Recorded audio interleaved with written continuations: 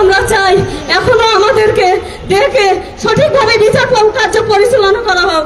আমার সন্তানকে জীবিত অবস্থায় মেরেছে, আমি কিন্তু ছাড় দিব না। আমি সজলের মা, এখনো বেঁচে আছি। সামনের কাতারে থেকে ছাত্রদের আমি নেতৃত্ব দিব, তোমরা সামনের দিকে এগিয়ে যাও। ধন্যবাদ সবাই।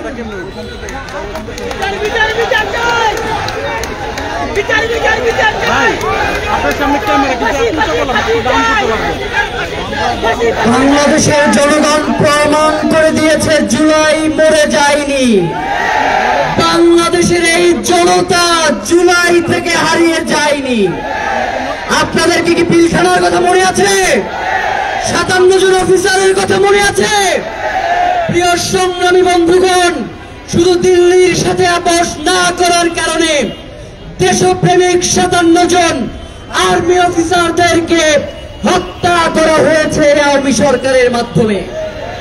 এই মুহূর্তে আপনাদের সামনে বক্তব্য রাখার জন্য অনুরোধ করছি পিলখানায় শাহাদাত বরণকারী শহীদ মেজর তানভীর ভাইয়ের স্ত্রীকে, শহীদ মেজর তানভীর ভাইয়ের স্ত্রীকে বক্তব্য রাখার জন্য অনুরোধ করছি।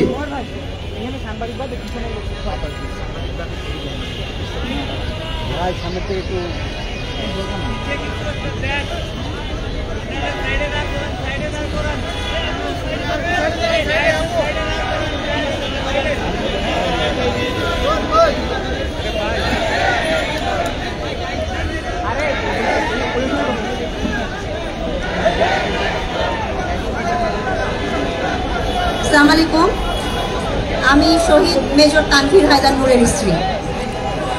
আমার নাম তাসনুফা মাহা। আমি আজকে ইনকিলাব মঞ্চের প্ল্যাটফর্মে দাঁড়িয়েছি।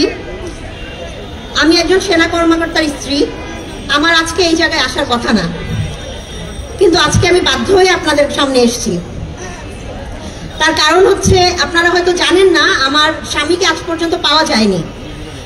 আমার প্রথমে শুনেছিলাম যে আমার স্বামীর লাশটা পুরানো হয়েছে। আমার স্বামীর নামে 4টা ডেথ সার্টিফিকেট ইস্যু হয়েছে এবং একটা লাশ দাফন হয়েছে, যে লাশটা আমার স্বামীর না। তারপরে গত 25 ফেব্রুয়ারি 2025-এ সাংবাদিক ইলিয়াস হোসেনের একটা ডকুমেন্টারিতে জানতে পারি যে আমার স্বামীকে 27 ফেব্রুয়ারি 2009-এ এমপি তাপস গুম করে নিয়ে গেছে।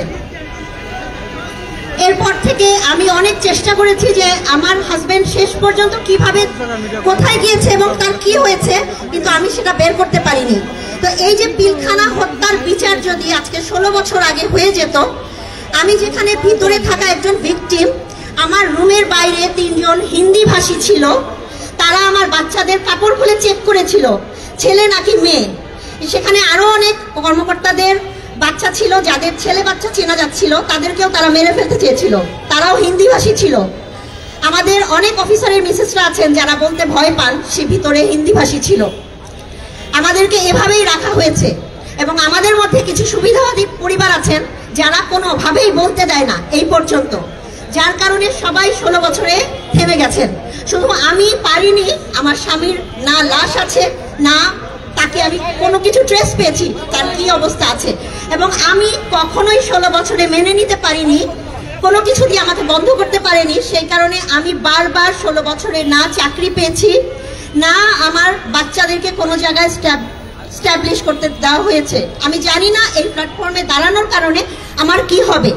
তো আমি আপনাদের উদ্দেশ্যে এই কথাটাই বলবো যে 16 বছর ধরে আমরা নিপীড়িত হয়েছি শুধুমাত্র আওয়ামী লীগের কারণে। 16 বছর আগে 2008-এর 29 ডিসেম্বরে যেই ভোটটা দিয়ে ভোট হওয়ার পরে আওয়ামী লীগ বসেছিল, সেই আওয়ামী লীগের কারণে কিন্তু আজকে পর্যন্ত আমরা এত নিপীড়নের শিকার।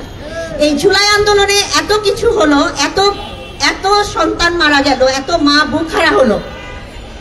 এর বিচার যদি, আওয়ামী লীগের বিচার যদি আপনাদের মাধ্যমে না হয়, আপনারা যদি না করতে পারেন, তাহলে আমরা কিন্তু কখনোই আর মাথা তুলে দাঁড়াতে পারবো না। আমাদের সন্তানরা মৃত্যুবরণ করবে এবং আমরাও করব, আপনারাও করবেন।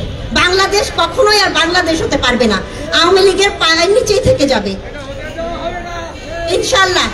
তো আপনারা নিশ্চয়ই এখন থেকে সোচ্চার হবেন এবং আওয়ামী লীগের নিবন্ধন বাতিল করবেন। বাংলাদেশে কোনো আওয়ামী লীগ থাকতে পারে না, আওয়ামী লীগের বিচার হতে হবে।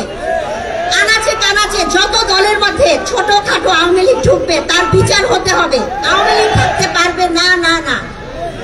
আপনারা ভালো থাকবেন, আমাদের জন্য দোয়া করবেন। বাংলাদেশ জিন্দাবাদ, ইনকিলাব জিন্দাবাদ। অসংখ্য ধন্যবাদ।